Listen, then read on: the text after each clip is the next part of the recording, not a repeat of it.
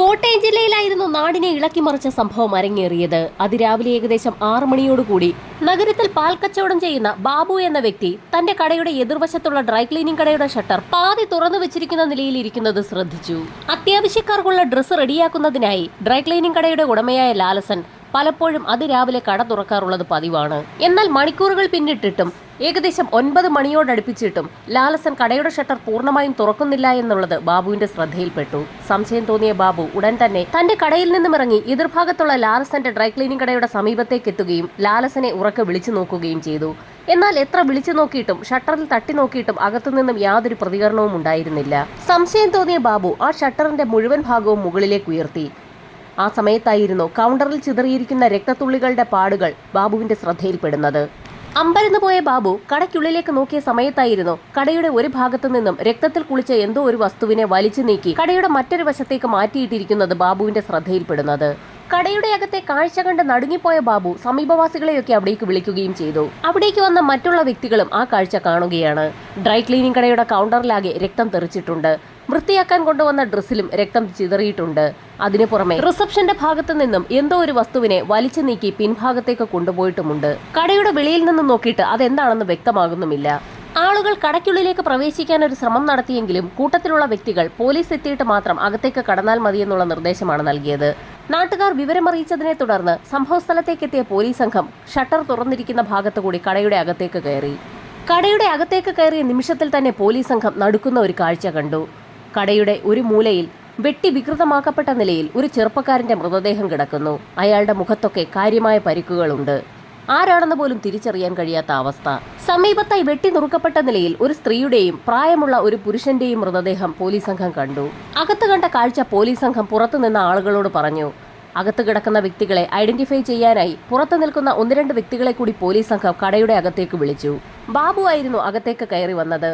അകത്ത് കണ്ട കാഴ്ച ബാബുവിനെ തീർത്തും അമ്പരപ്പിക്കുന്നതായിരുന്നു. അകത്ത് വെട്ടേറ്റ് കിടക്കുന്നത് ഡ്രൈ ക്ലീനിംഗ് കടയുടെ ഉടമയായ ലാലസനും അയാളുടെ ഭാര്യ പ്രസന്നകുമാരിയും മകൻ പ്രവീണുമാണ്. ആ 3 പേരെയും ആരൊക്കെയോ ചേർന്ന് വെട്ടി നുറുക്കിയിരിക്കുകയാണ്. 3 പേർക്കും യാതൊരു അനക്കവുമില്ല. കൊല ചെയ്യപ്പെട്ടിട്ട് ഒരുപാട് മണിക്കൂറുകളായെന്ന് ചുരുക്കം. ആ കാഴ്ച കണ്ട് ഭയന്നു പോയ ബാബു പുറത്തേക്കിറങ്ങി താൻ കണ്ട കാര്യങ്ങളെക്കുറിച്ച് പുറത്തു കൂടി നിന്ന ആളുകളോട് പറയുകയും ചെയ്തു. ലാലസൻ എന്ന ഡ്രൈ ക്ലീനിംഗ് കടയുടെ ഉടമയ്ക്ക് പ്രത്യേകിച്ച് ശത്രുക്കൾ ആരും തന്നെയില്ല. പിന്നെ ആരാണ് ആ കുടുംബത്തോട് ഇങ്ങനെയൊരു ക്രൂരത കാണിച്ചതെന്ന് നാട്ടുകാർക്കും പോലീസിന് സംശയം തോന്നി. CI സാജു വർഗീസ് ഉടൻ തന്നെ സ്ഥലത്തെത്തുകയും ഫോറൻസിക് വിഭാഗത്തെയും ഡോഗ് സ്ക്വാഡിനെയും സംഭവസ്ഥലത്തേക്ക് വിളിപ്പിക്കുകയും ചെയ്തു. കോട്ടയം നഗരത്തെ നടുക്കിക്കൊണ്ടാണ് 3 ആളുകൾ കൊല്ലപ്പെട്ടിരിക്കുന്നത്. സംഭവസ്ഥലത്തെത്തിയ ഡോഗ് സ്ക്വാഡ് ആ കടയ്ക്കുള്ളിലേക്ക് കയറി മൃതദേഹങ്ങളൊക്കെ മണത്തു നോക്കിയ ശേഷം കടയുടെ പിൻഭാഗത്തുള്ള ലാലസന്റെ വീട്ടിലേക്കാണ് ഓടിയെത്തിയത്. ആ വീടിനകത്തേക്ക് കയറിയ പോലീസ് നായ വീടിനകമൊക്കെ മണം പിടിച്ചു നോക്കി.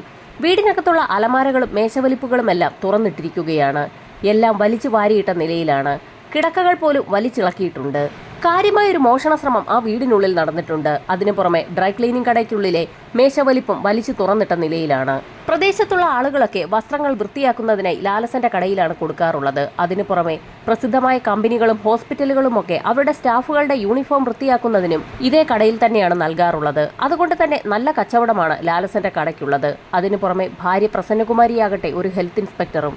അതുകൊണ്ട് തന്നെ ആ വീട്ടിൽ പണമുണ്ടാകുമെന്ന് നല്ല അറിവുള്ള ഏതോ വ്യക്തികൾ നടത്തിയ കൊലപാതകമാകാം ഇതെന്ന് പോലീസ് പ്രാഥമിക നിഗമനത്തിലെത്തി. ആ വീടിനുള്ളിലൊക്കെ മണം പിടിച്ചു നോക്കിയ പോലീസ് നായ വീണ്ടും ഡ്രൈ ക്ലീനിംഗ് കടയുടെ സമീപത്തെത്തുകയും കോട്ടയം റൂട്ടിലേക്ക് അല്പദൂരം ഓടുകയും ചെയ്തു. സമീപത്തുള്ള ഓട്ടോ സ്റ്റാൻഡിന് സമീപത്തെത്തിയ പോലീസ് നായ അതിന്റെ ഓട്ടം അവസാനിപ്പിച്ചു.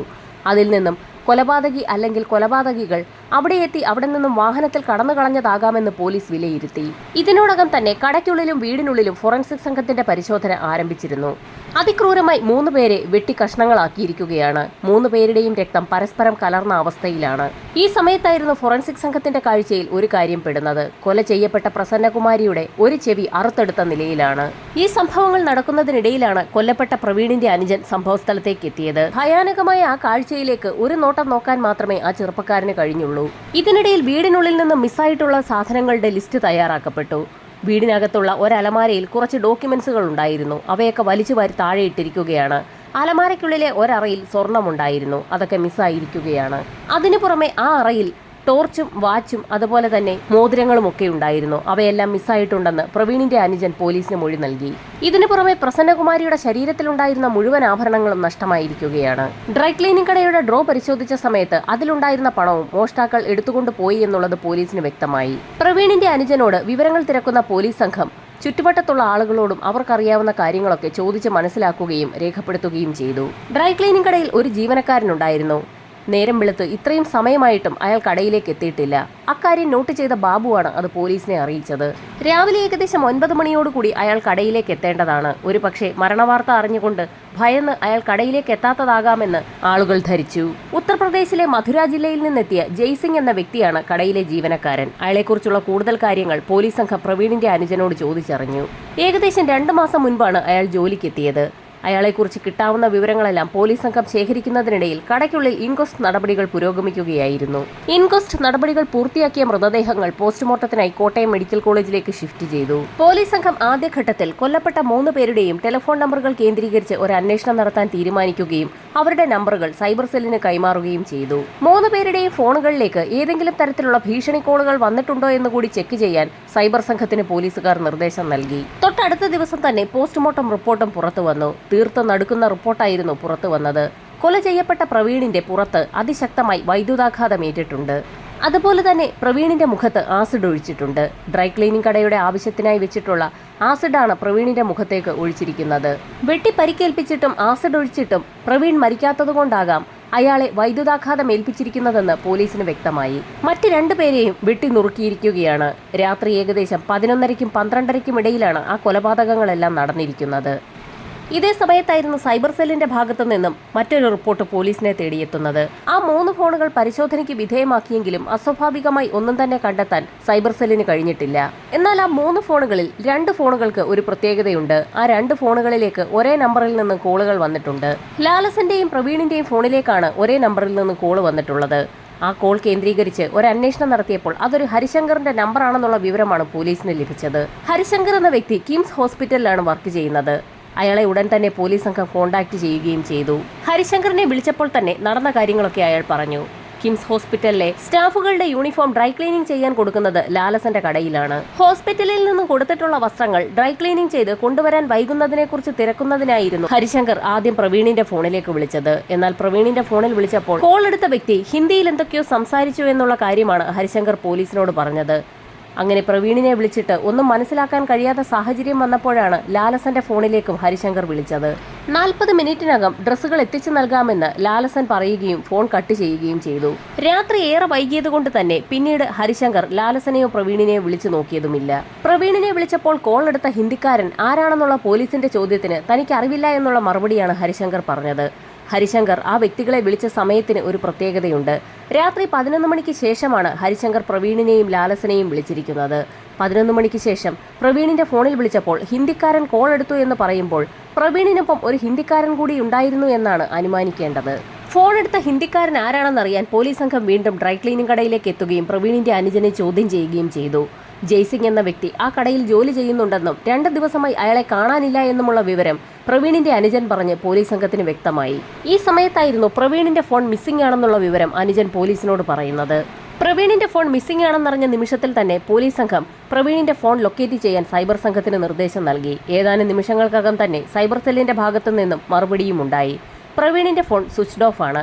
സ്വിച്ച്ഡ് ഓഫ് ആയിരിക്കുന്നത് തിരുവനന്തപുരത്ത് വെച്ചാണ്. കോട്ടയത്തെ കൊല നടന്ന വീട്ടിലുണ്ടായിരുന്ന മൊബൈൽ ഫോൺ എങ്ങനെ തിരുവനന്തപുരത്തെത്തിയെന്നുള്ള സംശയമാണ് പിന്നീട് പോലീസിനുണ്ടായത്. ജോലിക്കാരനായ ജയ്സിംഗ് ഉടമയായ ലാലസനെയും ഭാര്യയും മകനെയും കൊലപ്പെടുത്തിയ ശേഷം കിട്ടാവുന്നത്ര പണവും ആഭരണങ്ങളുമായി അവിടെ നിന്നും അയാളുടെ നാടായ ഉത്തർപ്രദേശിലേക്ക് കടന്നു കളഞ്ഞതാണെന്നുള്ള വാർത്തയാണ് പിന്നീട് പ്രചരിച്ചത്. നാട്ടുകാരും പ്രവീണിന്റെ അനുജനും പറഞ്ഞതനുസരിച്ച് തീർത്തും മെലിഞ്ഞ ഒരു ചെറുപ്പക്കാരനാണ് ജയ്സിംഗ് എന്ന് പറയുന്നത്.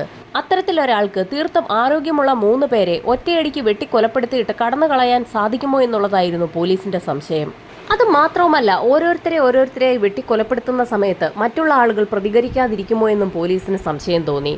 അവരുടെ നിലവിളി ശബ്ദമാകട്ടെ നാട്ടുകാരും കേട്ടിട്ടുമില്ല. പലതരത്തിലുള്ള ചർച്ചകളും ഊഹാപോഹങ്ങളും പ്രചരിക്കുന്നതിനിടയിൽ സിഐ വിവരം ഡിവൈഎസ്പിയെയും എസ്പിയെയും അറിയിച്ചു.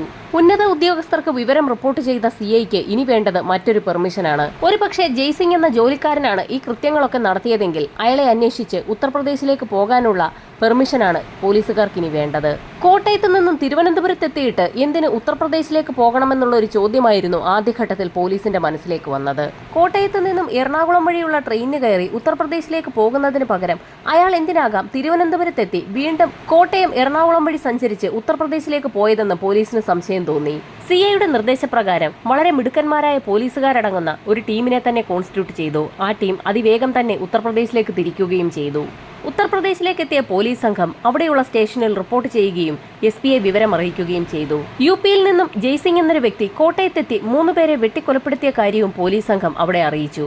ഈ സമയത്ത് ജയ്സിംഗിന്റെ ID കാർഡും ഫോൺ നമ്പറും ഒക്കെയായിരുന്നു മധുര പോലീസ് സ്റ്റേഷനിൽ ചോദിച്ചത്. ഡ്രൈ ക്ലീനിംഗ് കടയിൽ നിന്നും പോലീസ് സംഘം ശേഖരിച്ച ജയ്സിംഗിന്റെ ID കാർഡിന്റെ കോപ്പിയും ടെലിഫോൺ നമ്പറുമൊക്കെ മധുര സ്റ്റേഷനിൽ ഹാജരാക്കുകയും ചെയ്തു.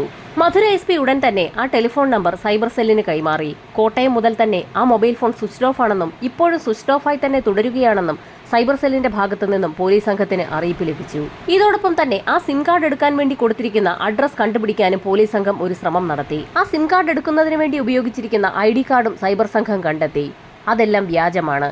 ID കാർഡും അതിൽ ഉപയോഗിച്ചിരിക്കുന്ന അഡ്രസ്സും ആ മൊബൈൽ നമ്പറും അത് 3 വ്യാജമാണെന്ന് പോലീസിന് വ്യക്തമായി. ശരിക്കും അപരിചിതനായ ഒരു വ്യക്തി ജയ്സിംഗ് എന്ന പേരിൽ ID കാർഡ് നിർമ്മിക്കുകയും അതുവഴി സിം കരസ്ഥമാക്കുകയും ചെയ്തതിനു ശേഷം കോട്ടയത്തെത്തി ഡ്രൈ ക്ലീനിംഗ് കടയിൽ ആ വ്യാജ ID പ്രൂഫുകൾ നൽകിയതിനു ശേഷം ജോലിക്ക് കയറുകയും പിന്നീട് ആ വീട്ടിലുള്ള വ്യക്തികളെ കൊലപ്പെടുത്തിയതിനു ശേഷം കടന്നു കളയുകയും ചെയ്തിരിക്കുകയാണ്. അവനൊരു കൊടും കുറ്റവാളിയാണെന്ന് തന്നെ പോലീസിന് വ്യക്തമായി. ID കാർഡുകൾ വാങ്ങിവെച്ച ശേഷമേ സാധാരണഗതിയിൽ അന്യദേശ തൊഴിലാളികൾക്ക് കേരളത്തിൽ ജോലി നൽകാറുള്ളൂ. ഇവിടെയും ലാലസൻ അതുതന്നെയാണ് ചെയ്തിരിക്കുന്നത്. ID കാർഡ് വാങ്ങിവെച്ചതിന് ശേഷമാണ് ജോലി നൽകിയിരിക്കുന്നത്. എന്നാൽ അത് വ്യാജമാണോ അല്ലയോ എന്നുള്ള കാര്യം ലാലസന് മനസ്സിലായതുമില്ല. കേരളത്തിൽ നിന്നും UPയിലെ മധുരയിലെത്തിയ പോലീസ് സംഘം അക്ഷരാർത്ഥത്തിൽ ഇരുട്ടിൽ തപ്പുകയാണ്. അവൻ ഇനി ഒരു പക്ഷേ UPക്കാരൻ തന്നെയാണോ എന്നും പോലീസ് സംഘത്തിന് സംശയം തോന്നി. വടക്കേ ഇന്ത്യൻ ഹിന്ദിയാണ് അവൻ സംസാരിക്കുന്നതെന്ന് മാത്രമേ പോലീസ് സംഘത്തിന് അറിയാവൂ. അവനൊരു പക്ഷേ ബീഹാറിയാണോ ബംഗാളിയാണോ എന്ന് പോലും പോലീസിന് അറിവില്ല. ഇനി എന്ത് ചെയ്യണമെന്നറിയാതെ പോലീസ് സംഘം ആകെ കുഴങ്ങി നിൽക്കുന്ന സമയത്താണ് കേരളത്തിലെ സൈബർ സംഘത്തിന്റെ ഭാഗത്തു നിന്നും ഒരു ഫോൺ കോൾ എത്തുന്നത്. പ്രവീണിന്റെ മൊബൈൽ ഫോൺ ഉത്തർപ്രദേശിലെ ഫിറോസാബാദ് ജില്ലയിൽ ആക്റ്റീവ് ആയിരിക്കുകയാണ് എന്നുള്ള വിവരമാണ് കേരളത്തിൽ നിന്നും വിളിച്ച സംഘം പോലീസിനെ അറിയിച്ചത്. ശരിക്കും അമ്പരപ്പിക്കുന്ന ഒരു ന്യൂസാണ് സൈബർ സെല്ലിന്റെ ഭാഗത്തു നിന്നും CI സാജു വർഗീസിന് സംഘത്തിനും ഇപ്പോൾ ലഭിച്ചിരിക്കുന്നത്. അതിനു പുറമെ മറ്റു ചില വിവരങ്ങൾ കൂടി സൈബർ സെല്ല് പോലീസിനെ അറിയിച്ചു. ജയ്സിംഗ് കോട്ടയത്തായിരുന്ന സമയത്ത് ഉപയോഗിച്ചിരുന്ന മൊബൈൽ നമ്പറിൽ നിന്നും അയാൾ സ്ഥിരമായി കോൺടാക്ട് ചെയ്തിരുന്ന വ്യക്തികളുടെ നമ്പറുകൾ കൂടി അവർ ലിസ്റ്റ് ചെയ്തിട്ടുണ്ട്. ആ നമ്പറുകളെല്ലാം UPയിലെ ഫിറോസാബാദ് ജില്ലയിലുള്ളത് തന്നെയാണ്. ആ നമ്പറുകളിൽ ഒന്നിലേക്ക് ഇപ്പോൾ പ്രവീണിന്റെ ഫോണിൽ നിന്നും കോൾ പോയിരിക്കുകയാണ്.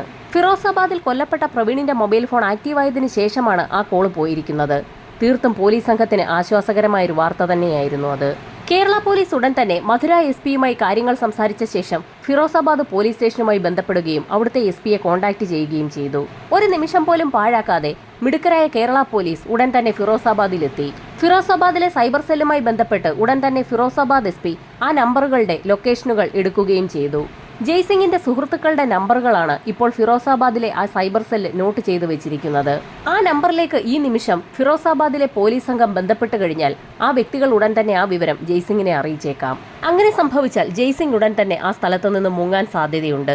അങ്ങനെ ഒരു കാര്യം സംഭവിക്കാതെ തന്നെ ആ നമ്പറുകളുടെ ഉടമകളെ കോൺടാക്ട് ചെയ്യാൻ പോലീസ് സംഘം തീരുമാനിച്ചു. ഇതിനിടയിൽ പ്രവീണിന്റെ മൊബൈൽ ഫോൺ സ്വിച്ച് ഓഫ് ആവുകയും ചെയ്തു. ഫിറോസാബാദിലെത്തി തന്റെ കൂട്ടുകാരനെ കോൺടാക്ട് ചെയ്യാൻ വേണ്ടി മാത്രമാണ് ജയ്സിംഗ് പ്രവീണിന്റെ ആ മൊബൈൽ ഫോൺ ഉപയോഗിച്ചിരിക്കുന്നത്. ജയ്സിംഗ് അറിയാതെ തന്നെ അവന്റെ സുഹൃത്തുക്കളെ കോൺടാക്ട് ചെയ്യാൻ പോലീസ് സംഘം വിശദമായൊരു പ്ലാൻ തന്നെ തയ്യാറാക്കി. അതിനായി വീണ്ടും ആ വ്യക്തികളുടെ ടവർ ലൊക്കേഷനുകൾ ഒന്നുകൂടി വിശദമായി പരിശോധിച്ചു. അതിനു പുറമെ ആ നമ്പറുകളുടെ ഉടമകളുടെ ID പ്രൂഫ് കൂടി സൈബർ സെല്ലിന്റെ ഭാഗത്തു നിന്നും സംഘടിപ്പിച്ചു. വിശ്വസിക്കാൻ കഴിയുന്ന കുറച്ച് പോലീസുകാരെ ഫിറോസാബാദ് SP കേരളത്തിൽ നിന്നുള്ള CI സാജു വർഗീസിന് ടീമിന് ഹാൻഡ് ഓവർ ചെയ്തു. ആ ടീമും സാജു വർഗീസിന്റെ ടീമും ചേർന്ന് ആദ്യത്തെ അഡ്രസ്സിലുള്ള ചെറുപ്പക്കാരന്റെ വീട്ടിലേക്ക് എത്തി. അപ്രതീക്ഷിതമായി പോലീസ് സംഘം വീട്ടിലേക്ക് കടന്നു വന്നപ്പോൾ ആ ചെറുപ്പക്കാരനൊന്ന് നടുങ്ങി. പോലീസ് സംഘം ആ ചെറുപ്പക്കാരനെ തങ്ങളുടെ കൈവശമുള്ള ജയ്സിംഗിന്റെ നമ്പർ കാണിച്ചു കൊടുക്കുകയും ചെറുപ്പക്കാരന്റെ ഫോണിലേക്ക് ആ നമ്പർ ഡയൽ ചെയ്യാൻ പറയുകയും ചെയ്തു. ആ ചെറുപ്പക്കാരൻ ആ നമ്പർ ഡയൽ ചെയ്തപ്പോൾ നരേന്ദ്രൻ എന്നൊരു പേരാണ് മൊബൈലിൽ എഴുതി വന്നത്. നരേന്ദ്രൻ എന്ന വ്യക്തിയാണ് ജയ്സിംഗ് എന്ന കള്ളപ്പേരിൽ കോട്ടയത്തെത്തിയതെന്ന് പോലീസ് സംഘത്തിന് വ്യക്തമായി. നരേന്ദ്രൻ എന്ന വ്യക്തിയെ തനിക്ക് അറിയാമെന്നും അയാൾക്ക് അച്ഛനും അനുജനും മാത്രമാണുള്ളതെന്നും എന്നാൽ അവരുമായിട്ടൊന്നും വലിയ അടുപ്പമില്ല എന്നും എങ്കിലും തന്നോട് വലിയ സൗഹൃദമാണെന്നും ഇപ്പോൾ കേരളത്തിൽ ജോലിക്ക് പോയിട്ട് ഏതാനും ദിവസങ്ങൾക്ക് മുൻപ് നരേന്ദ്രൻ മടങ്ങിയെത്തിയിട്ടുണ്ടെന്നും മടങ്ങിയെത്തിയപ്പോൾ ഒരു നമ്പറിൽ നിന്നും തന്നെ കോൺടാക്ട് ചെയ്തിരുന്നു എന്നുമുള്ള വിവരങ്ങൾ ആ സുഹൃത്ത് പോലീസിനോട് പറഞ്ഞു. ആ ചെറുപ്പക്കാരന്റെ സഹായത്തോടുകൂടി പോലീസ് സംഘം നരേന്ദ്രൻ താമസിക്കുന്ന സ്ഥലം കണ്ടെത്തി. നോർത്ത് അംബേദ്കർ കോളനി എന്നറിയപ്പെടുന്ന ചേരിയിലാണ് നരേന്ദ്രൻ താമസിക്കുന്നത്. ഫിറോസാബാദ് പോലീസും കേരള പോലീസും കൂടി ചേർന്ന് നരേന്ദ്രന്റെ വീട് വളയുകയും അകത്തുള്ള നരേന്ദ്രനെ പുറത്തിറക്കുന്നതിന്റെ ഭാഗമായി ആ സുഹൃത്തിനോട് വാതിലിൽ തട്ടി വിളിക്കാൻ ആവശ്യപ്പെടുകയും ചെയ്തു. സുഹൃത്തിന്റെ ശബ്ദം കേട്ടപ്പോൾ തന്നെ നരേന്ദ്രൻ വാതിൽ തുറക്കുകയും ചെയ്തു. ആ നിമിഷത്തിൽ തന്നെ പോലീസ് സംഘം നരേന്ദ്രന് നേരെ ചാടി വീഴുകയും അയാളെ കസ്റ്റഡിയിലെടുക്കുകയും ചെയ്തു. കള്ളന്മാരുടെയും കൊലപാതകികളുടെയും ഒരു കേന്ദ്രം തന്നെയാണ് ന്യൂ അംബേദ്കർ കോളനി. ചെറിയ മോഷണ പരാതികളെക്കുറിച്ച് എന്തെങ്കിലും പരാതി ലഭിക്കുന്ന സാഹചര്യത്തിൽ ഫിറോസാബാദ് ജില്ലയിലെ പോലീസുകാർ സാധാരണ രീതിയിൽ അവിടെ തിരിഞ്ഞു നോക്കാറേയില്ല. പ്രമാദമായ കൊലക്കേസുകൾ വരുമ്പോൾ മാത്രമാണ് ആ ചേരിയിലേക്ക് പോലീസുകാർ കയറാറുള്ളത്. മോഷ്ടിക്കുകയും ആ ചേരിയിൽ വന്ന് താമസിക്കുകയും ചെയ്യുന്നത് അവിടുത്തെ ആളുകളുടെ ഒരു രീതിയാണ്. UP പോലീസ് സ്റ്റേഷനിലെ ഫോർമാലിറ്റീസ് പൂർത്തിയാക്കിയ ശേഷം നരേന്ദ്രനെ പോലീസ് സംഘം കേരളത്തിലെത്തിച്ചു. കോട്ടയത്തെ പോലീസ് ക്ലബ്ബിൽ കൊണ്ടുവന്ന് നരേന്ദ്രനെ ചോദ്യം ചെയ്തപ്പോൾ വളരെ വിചിത്രമായ ഒരു കഥയാണ് അവൻ പോലീസ് സംഘത്തോട് പറഞ്ഞത്. നരേന്ദ്രനെ ഏതോ ഒരു വ്യക്തി ബലമായി കോട്ടയത്ത് നിന്നും വാഹനത്തിൽ കയറ്റിക്കൊണ്ട് പോയി എന്നാണ് ആദ്യഘട്ടത്തിൽ നരേന്ദ്രൻ പോലീസിനോട് പറഞ്ഞത്. എന്നാൽ ആ കഥയിൽ അധികനേരം ഉറച്ചു നിൽക്കാൻ നരേന്ദ്രന് കഴിഞ്ഞതുമില്ല. കാരണം അവൻ ഓട്ടോയിൽ കയറുന്നതും ബസ്സിൽ സഞ്ചരിക്കുന്നതുമൊക്കെ CCTV വിഷ്വൽസിൽ പതിഞ്ഞിട്ടുണ്ട്. അതൊക്കെ പോലീസ് സംഘം ശേഖരിക്കുകയും ചെയ്തിട്ടുണ്ട്. അതിലൊക്കെ നരേന്ദ്രൻ ഒറ്റയ്ക്കാണുള്ളത്. അതുകൊണ്ട് തന്നെ അവന്റെ ആ വാദം പൊളിയുകയും ചെയ്തു. പോലീസ് സംഘത്തിന് മുൻപിൽ തന്റെ കള്ളത്തരങ്ങളൊന്നും ചിലവാകില്ല എന്ന് മനസ്സിലാക്കിയ നരേന്ദ്രൻ പോലീസിനോട് സാവധാനം പല കാര്യങ്ങളും പറഞ്ഞു തുടങ്ങി. ന്യൂ അംബേദ്കർ കോളനിയിൽ നിന്നും വ്യാജ ID കാർഡുമായി കേരളത്തിലെത്തിയ സമയത്തായിരുന്നു ലാലസന്റെ കടയിലേക്ക് ഒരു ജോലിക്കാരനെ ആവശ്യമുണ്ടെന്നുള്ള കാര്യം നരേന്ദ്രൻ അറിയുന്നത്. ലാലസന്റെ കടയിൽ ജയ്സിംഗ് എന്ന് പരിചയപ്പെടുത്തിയ നരേന്ദ്രൻ വ്യാജ ID കാർഡും മൊബൈൽ നമ്പറും കടയുടമയ്ക്ക് കൈമാറുകയും ചെയ്തു. ലാലസനെ വിശ്വസിപ്പിക്കുന്നതിനു വേണ്ടി വലിയൊരു കുടുംബത്തിന്റെ ഏക അത്താണിയാണ് താനെന്നും താൻ വിവാഹിതനാണെന്നും 2 കുട്ടികളുടെ പിതാവാണെന്നുമൊക്കെ ലാലസനെ അറിയിക്കുകയും ചെയ്തു. അവന്റെ ആ പ്രാരാബ്ധം മനസ്സിലായതിന്റെ അടിസ്ഥാനത്തിലാണ് ലാലസൻ അവനെ ജോലിക്ക് വെച്ചത്. ജോലി ചെയ്യിക്കുന്ന കാര്യത്തിൽ ലാലസൻ ഒരു കണിശക്കാരനാണ്. ജോലിയിൽ ഏതെങ്കിലും തരത്തിലുള്ള ഉഴപ്പ് കണ്ടാൽ നന്നായി വഴക്ക് പറയുകയും ചെയ്യും. നിരന്തരം തന്നെ ശകാരിക്കുന്ന കടയുടമയായ ലാലസന് ഒരു പണി കൊടുക്കണമെന്ന് തന്നെ നരേന്ദ്രൻ തീരുമാനിച്ചു. അതിനു പറ്റിയൊരു ദിവസം കാത്തിരിക്കുന്നതിനിടയിലാണ് സംഭവം നടന്ന ദിവസം ഒത്തുകിട്ടിയത്.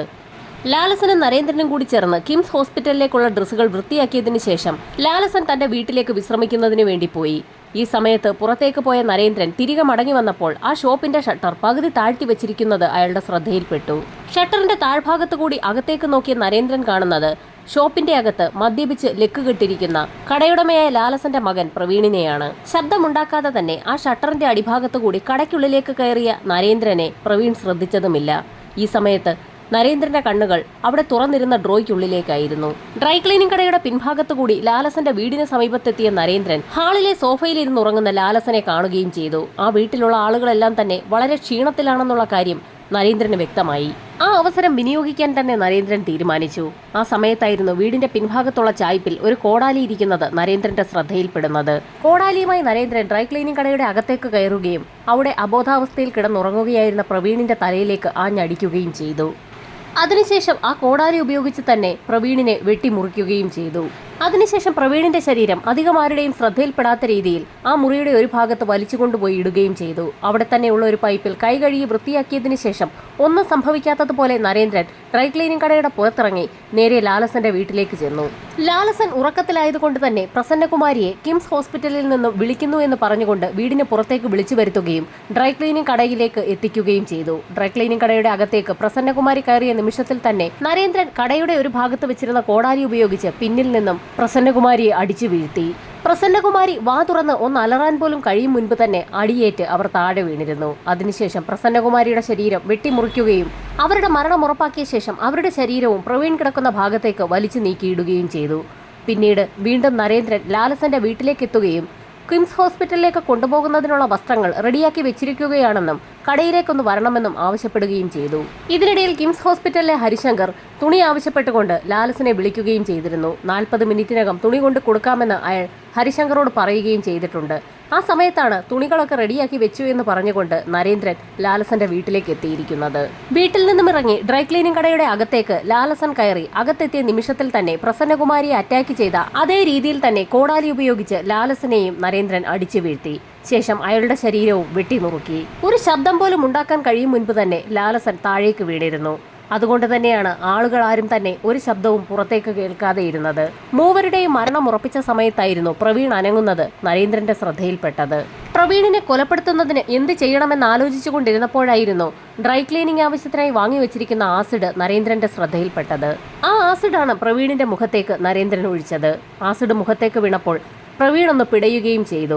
ആ സമയത്താണ് നരേന്ദ്രന് ഒരു കാര്യം മനസ്സിൽ തോന്നിയത്. ആ കടയ്ക്കുള്ളിലുണ്ടായിരുന്ന 2 വയറെടുത്ത് പ്ലഗിലേക്ക് കൊടുക്കുകയും അതിന്റെ രണ്ടാമത്തെ അറ്റം പ്രവീണിന്റെ പുറത്തേക്കിടുകയും ചെയ്തു. ശേഷം സ്വിച്ച് ഓണാക്കിയ സമയത്തായിരുന്നു അതിശക്തമായ വൈദ്യുതി പ്രവാഹം പ്രവീണിന്റെ ശരീരത്തിലേക്ക് പ്രവേശിച്ചത്. ആ ഷോക്കേറ്റാണ് പ്രവീൺ മരിക്കുന്നത്. 3 പേരുടെയും മരണമുറപ്പിച്ച നരേന്ദ്രൻ ഡ്രൈ ക്ലീനിംഗ് ഷോപ്പിലെ ഡ്രോയറിൽ വെച്ചിരിക്കുന്ന പണം കൈവശപ്പെടുത്തുകയും ചെയ്തു. അതിനുശേഷം അവന്റെ ശ്രദ്ധ പതിഞ്ഞത് പ്രസന്നകുമാരിയിലാണ്. അവരുടെ ശരീരത്തിലുണ്ടായിരുന്ന മാലയും വളകളുമൊക്കെ അഴിച്ചെടുത്തു. ഒരു കാതിലെ കമ്മൽ അഴിച്ചെടുത്തെങ്കിലും രണ്ടാമത്തെ കാതിലെ കമ്മൽ അഴിച്ചെടുക്കാൻ നരേന്ദ്രന് കഴിഞ്ഞില്ല. ആ സമയത്താണ് ഡ്രൈ ക്ലീനിംഗ് ഷോപ്പിനകത്തുണ്ടായിരുന്ന ഒരു കത്തി സംഘടിപ്പിച്ചു കൊണ്ടുവന്ന് അവരുടെ ഒരു ചെവി മുറിച്ചെടുത്തത്.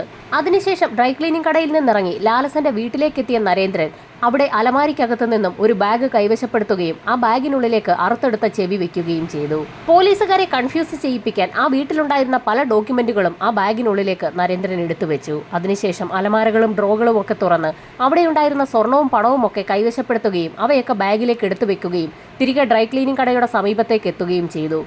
പ്രവീണിന്റെ പോക്കറ്റിലുണ്ടായിരുന്ന മൊബൈൽ ഫോണും ആ സമയത്താണ് നരേന്ദ്രൻ കൈവശപ്പെടുത്തുന്നത്. അപ്പോഴും കടയുടെ ഷട്ടർ പാതി തുറന്ന നിലയിലായിരുന്നു.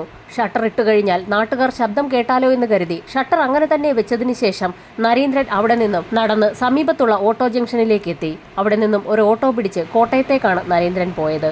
ഫിറോസാബാദിലെ ന്യൂ അംബേദ്കർ കോളനിയിലെ വീട് സെർച്ച് ചെയ്ത സമയത്ത് പ്രസന്നകുമാരിയുടെ അറുത്തു മാറ്റപ്പെട്ട ചെവിയും പോലീസ് സംഘത്തിന് ആ വീട്ടിൽ നിന്ന് ലഭിച്ചു. അതിനു പുറമെ മോഷ്ടിച്ചു കൊണ്ടുപോയ പണവും സ്വർണ്ണാഭരണങ്ങളും അടങ്ങിയ ബാഗും പോലീസിന് കണ്ടെടുക്കാൻ കഴിഞ്ഞു. 90 ദിവസത്തിനകം തന്നെ അന്വേഷണം പൂർത്തിയാക്കി പോലീസ് സംഘം കുറ്റപത്രം കോടതിയിൽ സമർപ്പിച്ചു. 52 തെളിവുകൾക്ക് പുറമെ 72 സാക്ഷികളെ കൂടി പ്രോസിക്യൂഷൻ കോടതിയിൽ ഹാജരാക്കി. വാദപ്രതിവാദങ്ങൾക്കൊടുവിൽ കോട്ടയം സെഷൻസ് കോടതി നരേന്ദ്രന് വിധിച്ചത് വധശിക്ഷയാണ്. ജയിലിലായ നരേന്ദ്രൻ അവിടെ വെച്ച് കെൽട്രോൺ നടത്തിയ ഒരു കോഴ്സ് പഠിച്ച് ഒരു ഡിപ്ലോമ നേടുകയും ചെയ്തു. ഇതിനിടയിൽ കേസ് അപ്പീലിനായി ഹൈക്കോടതിയിലെത്തി. ഹൈക്കോടതിയാകട്ടെ നരേന്ദ്രന്റെ പഠിത്തത്തിലുള്ള താല്പര്യവും ഡിപ്ലോമയും ഒക്കെ കണക്കിലെടുത്തുകൊണ്ട് വധശിക്ഷ ജീവപര്യന്തമാക്കി കുറയ്ക്കുകയും ചെയ്തു.